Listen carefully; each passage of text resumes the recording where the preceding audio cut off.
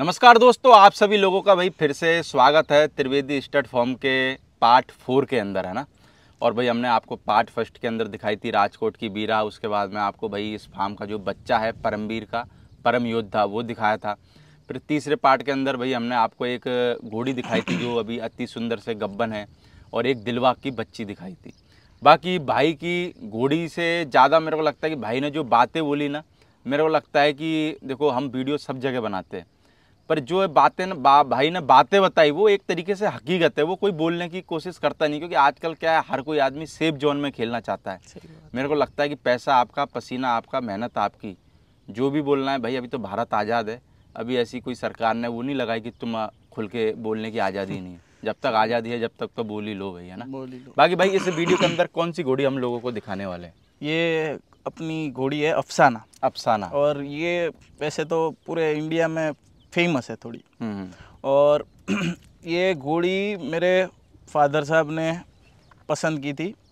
और ये घोड़ी अपन ने इस पिछले साल पुष्कर से खरीदी थी। पुष्कर से लाए थे जी, पिछले साल पुष्कर से लाए थे। और ये घोड़ी की अगर मैं हिस्ट्री की बात करूं तो ये घोड़ी पैदा हुई है झालोर में। जालोर में। ओके। इसकी जो माँ थी वो पुराने ओद की घोड़ी थी, झालोर की। उसका बाप है वो आलीशान बताया गया है हमें, हम कंफर्म नहीं है बिल्कुल, क्योंकि क्या है, आलीशान की घोड़ियाँ तो है काफ़ी बता रहे हैं, किसी का डीएनए नहीं है तो अपन को कंफर्म अपन नहीं बता पाते। लेकिन जो आलीशान की माँ थी खजाना, उसका फेस प्रोफाइल और उसका बॉडी स्ट्रक्चर और इस घोड़ी का बॉडी स्ट्रक्चर काफ़ी मिलता जुलता है। फेस और वो सब, और काफ़ी नामी ब्रीडर आके गए हैं और उन्होंने उनका भी यही कहना है कि मिलता जुलता है फेस। तो उस हिसाब से फिर ये घोड़ी जालोर से गई सुखवीर जी जस्सर फतेह स्टड फार्म लुधियाना। वहाँ उसने एक बच्चा, दो बच्ची, ऐसे करके कुछ 3-4 थान दिए। उससे पहले मेरे ख्याल से जालोर में भी एक थान दिया था। ये डिटेल मैंने सब अपने हिसाब से निकलवाई, पूरी डिटेल। हाँ, पुराने फोटोज ढूंढवाए और पूरी डिटेल निकलवाई। फिर इसमें से एक बच्चा था शिवा नाम का, जो महाकाल का था, जो ब्रीड बाय सुखवीर जी जस्सर ही है। फिर वो बच्चा गया कश्मीर वजाद भाई के पास। बिल्कुल, मैं भी वीडियो बना के आया था उसके साथ। जी, सही बात है, शिवा की वीडियो आप ही ने बनाई थी। ये उसी की माँ है। और इस घोड़ी फिर फतेह स्टड फार्म से ये गई हरियाणा मंजीत भाई के पास। बिल्कुल। और मंजीत भाई के पास हरियाणा किंग से एक बच्ची थी, बहुत प्यारी बच्ची, पट्टा और 3 पैर, लेकिन बच्ची बहुत प्यारी थी। और हरियाणा किंग की मार्किंग भी यही है, 3 पैर और पट्टा। तो घोड़ी ने बहुत अच्छा शानदार रिजल्ट दिया। और अभी फिर हम लाने के बाद अपन ने इस घोड़ी को, मैंने बोला कि इस घोड़ी से कोई अच्छा बच्चा लेना है अपन को, तो अपन ने ब्लैक एडम दिखाया है जुनेजा स्टड फार्म अपने। वो भी बहुत करंट वाला घोड़ा है। हाँ, वो अच्छा हाइट वाला है और बहुत करंट वाला घोड़ा है और अली किलकर लाइन से है। और अपने मेरे फादर के बहुत अच्छे मित्र है और अपने फैमिली फ्रेंड है वो। तो अपन ने लगता है कि भाई उनका भी स्वभाव एक नंबर है। बहुत। और काका जो हनीफ काका है वो अपन को बहुत मानते हैं, अपन काका को बहुत मानते हैं और भाईचारा है अपना। तो भाई अगर मैं बात करूँ इसके बाप के बारे में बताऊँ ना जरा। अफसाना के? हाँ, अफसाना का बाप आलीशान है, लेकिन कंफर्म नहीं है। अरे काय को यार, कंफर्म कर दो ना तुम भी। नहीं, अपन मार्केट में 200 घोड़ी आलीशान की यार, तुम। अपन ने इसका जो पूरा हिस्ट्री निकलवाई ना पुरानी, तो ये झालोर में पैदा हुई है। इसकी माँ के फोटोज भी अपन ने मंगाए है। अगर परफेक्ट इसका माँ का नाम आ जाए ना, पुराने ओद की घोड़ी है, सब मालूम है अपन को, लेकिन यानी आप कंफर्म नहीं करते आलीशान की? ना, अपन नहीं, अपन ने जितनी डिटेल निकलवाई उसमें यही आ रहा है। और इसकी माँ और इसको मिला फेस प्रोफाइल तो लगता है, लेकिन वैसे भी आप एडवोकेट हो ना यार, लिखित पे ही भरोसा करते हो ना। हाँ, वो सही बात है। और अपन सबूतों के बेहाफ पे। और उसमें ये है, अपन मान ले, अगर अपन सामने वाले को बोल रहे हैं तो अपने पास कुछ ठोस सबूत हो, कोई आके अपन को झूठा साबित नहीं कर देना चाहिए।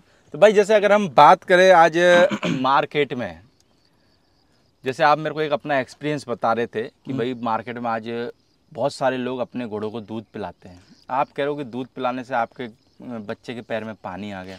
प्रदीप भाई, ये है ना मेरा खुद का एक्सपीरियंस है।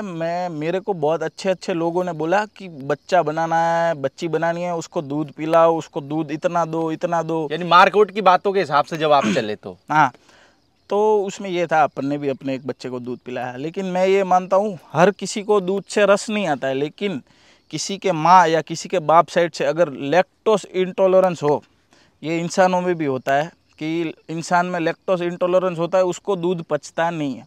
वैसे ही घोड़ों में भी लैक्टोज इंटॉलरेंस होता है, और जिस माँ में है और उसके बच्चे में आएगा ही आएगा। उस बच्चे को अगर आपने दूध पिलाया तो उसको ये दूधिया रस जो बोलते हैं, दूधिया रस भी नहीं, जो दूध पिलाने से जो रस होते हैं वो आते ही आते हैं। ये कैसे पता लगेगा जो आप बता रहे हो इसके बारे में?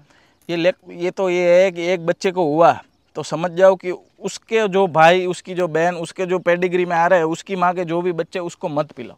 और फिर देखो, आप कंपेयर करो तो ही आपको पता चलेगा कि ये किस चीज़ से हो रहा है, किस चीज़ से नहीं हो रहा है। बाकी मेरे को लगता है कि भाई किसी जो पुराने लोग हैं उनको इसके बारे में कुछ अगर जानकारी हो तो कमेंट बॉक्स में भाई कुछ जानकारी लोगों के साथ में साझा करें, जिससे और भी लोगों को इसके बारे में थोड़ा सा विस्तार से पता है। और मैं ये भी बताता हूँ, मैंने ऐसे भी घोड़े देखे हैं जिसको सुबह 6 लीटर, शाम को 6 लीटर दूध पिलाते हैं, और कोई फर्क नहीं पड़ता। उसको कोई फर्क नहीं पड़ता, क्योंकि उसका, आप जैसे हरियाणा के घोड़े देख लो, हाँ, और सब पहलवान है। हाँ, सब पहलवान, इसीलिए वो ऊपर से आता है। लैक्टोज इंटॉलरेंस कोई कोई को होता है। अपने ये कैसे इंसानों में कोई बीमारी होती है, वो बाप को होती है तो बेटे को भी आती है, माँ को होती है तो वो बेटे को। सबों में नहीं आती, 5% केस में बोल सकते हैं। सबों में नहीं आती, जिसमें है उसमें वो चली आती है, और वो दूध से रस होता है, वो पक्की बात है। तो भाई जैसे आज के दौर में मार्केट को किस नज़रिए से देख रहे हो? देखो, हमारे नए भाई बंद आ रहे हैं, आपके जैसे भी भाई बंद आ रहे हैं। मेरे फादर साहब मेरे को एक चीज़ बताते थे कि पहले के टाइम पे घोड़ों की कीमत, घोड़ियों की कीमत ज़्यादा थी, घोड़ों की कीमत कम थी। ये सिस्टम था, और हर कोई घोड़ा रखता भी नहीं था। सब कोई घोड़ियाँ रखते थे, ताकि क्या है, घोड़ियाँ बच्ची जो दे तो वो आगे बढ़े, बेच पाए, या जो भी XYZ रीज़न। लेकिन आज के टाइम पे हर किसी को घोड़ा भी रखना है, और घोड़े की वैल्यू भी बढ़ी है, और घोड़ी की भी वैल्यू बढ़ी है। और मैं एक बात बताऊं, जैसे जैसे अभी हर चीज़ में महंगाई आ रही है, वैसे इसमें भी महंगाई आई है, नो डाउट। और अच्छे घोड़े लेने जाओ आज के टाइम पे तो कोई आपको कम कीमत में नहीं देगा। और जो नए भाई लोग आ रहे हैं, और मेरे हिसाब से अभी मैं बताऊं ना, तो अभी इसमें बड़े बड़े बिजनेसमैन आ रहे हैं, शौकीन भी आ रहे हैं, कोई शौक के हिसाब से आ रहा है तो कोई बिजनेस के हिसाब से आ रहा है, सब तरह के लोग आ रहे हैं।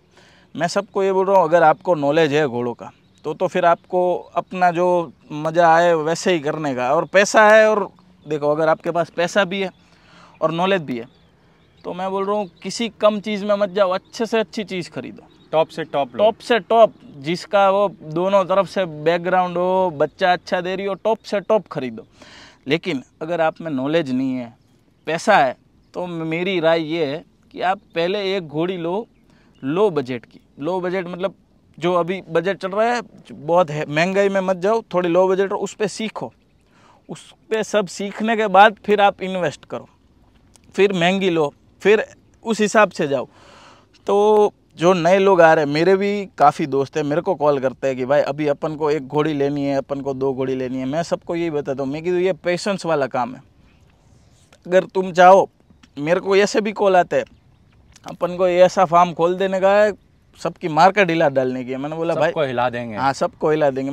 पता लगे बाद में खुद ही हिल रहा है। हाँ, खुद ही हिल रहा है। मैंने बोला ऐसा नहीं होता भाई, इसमें जो बंदा 50 साल से घोड़ा मार्केट में घोड़ों की ब्रीडिंग कर रहा है और उसको आज का कोई बंदा आके हिला देवे, ये भाई हो सकता है, पर 0.1%, या तो बहुत बतेरा पैसा हो, ब्लैक कवर हो, पूरा उसका जो स्टॉक है वो खरीद ले तो फिर हो गया। क्योंकि भाई आज इतने बड़े बड़े ब्रीडर मार्केट में काम कर रहे हैं, सही बात, इतने उन्होंने साल दे दिए, इतने उनके घोड़ा घोड़ी मर गए, आज तो भी लगे हुए, भाई उनको आके और तुम हिलाने की सोच रहे हो, तो मेरे को लगता है सिर्फ आप अपने सपनों में हिला सकते हो, वास्तविकता में नहीं हिला सकते। और मैं तो ये बोल रहा हूँ, कई ब्रीडर ऐसे लेजेंड बंदे हैं, वो खुद जितना अभिमान नहीं करते ना, नए लोग आके वो खुद है, वो अपने आप को ऐसा बोलते हैं कि अपन ये कर देंगे, अपन वो कर देंगे, अपन रिंग हिला देंगे। ऐसा नहीं होता है यार। बहुत सारे ब्रीडर ऐसे हैं, जब मैं मंडी वगैरह में जाता हूँ ना, कुछ ब्रीडर ऐसे भी हैं जिनके अंदर इतना ईगो है कि वो चश्मा लगा के सीधे जाते हैं, देख रहे हैं पर वो ईगो प्रॉब्लम। बहुत सारे ब्रीडर ऐसे हैं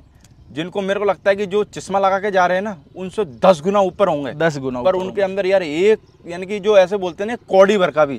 कभी कभार में जब मैं जाके मिलता हूँ ना, तो मेरे को लगता है यार, लोग कहते ही यार इतनी प्रॉपर्टी का मालिक है, पर बंदे के अंदर घमंड 1% का ही नहीं है। 1% भी। यानी कि उन लोगों से जब हम बात करते हैं तो एक दिल की बात निकलती है, और जो अब बंदे हल्का सा एटीट्यूड दिखाते हैं उनसे तो फिर बात करने में भी डर लगता है कि ये बंदा पता नहीं किस बात का बुरा मान जाए। हाँ सही बात है, उससे अच्छा बुरा माने ना बने, अपन को लगता है इससे बात ही मत करो, इससे बुलाए भी मत। इससे भाई घोड़ा मार्केट में यार बस ये बात मैं कहना चाहूंगा, अच्छे लोगों की कमी नहीं है, भर भर के पड़े हुए हैं, बस ये कि चुनिंदा लोग हैं। चुनिंदा लोग हैं, ये हो सकता है कि तुम्हारा सामना अभी तक उनसे हुआ नहीं हो, बस ये है। हाँ सही बात है, और मैं ये बोल रहा हूँ चुनिंदा लोग की वजह से अपन घोड़ा मार्केट को कभी बुरा नहीं बोल सकते। ना घोड़े बुरे हैं, ना घोड़े रखने वाले बुरे। यार घोड़ा देखो कोई भी बुरा नहीं है, जो अगर रेडी भी खींच रहा है ना, वो घोड़ा भी बुरा नहीं है, क्योंकि वो घोड़ा जो रेडी खींच रहा है उसके घर का पेट भर रहा है। सही वो घोड़ा उसके लिए, उससे जाके पूछो, जब उसका वो रेडी वाला घोड़ा बीमार हो जाता होगा ना, उसको रात को नींद नहीं आती होगी, रात को नींद। तो ये बताओ वो रेडी वाला जो घोड़ा 50,000 का घोड़ा उसके लिए इतना इम्पोर्टेंट है। हाँ, तो भाई आपके पास में तो लाख, 1.5 लाख, 10 लाख, 50 लाख के घोड़े बहुत प्यार से रखो, बहुत प्यार से रखो।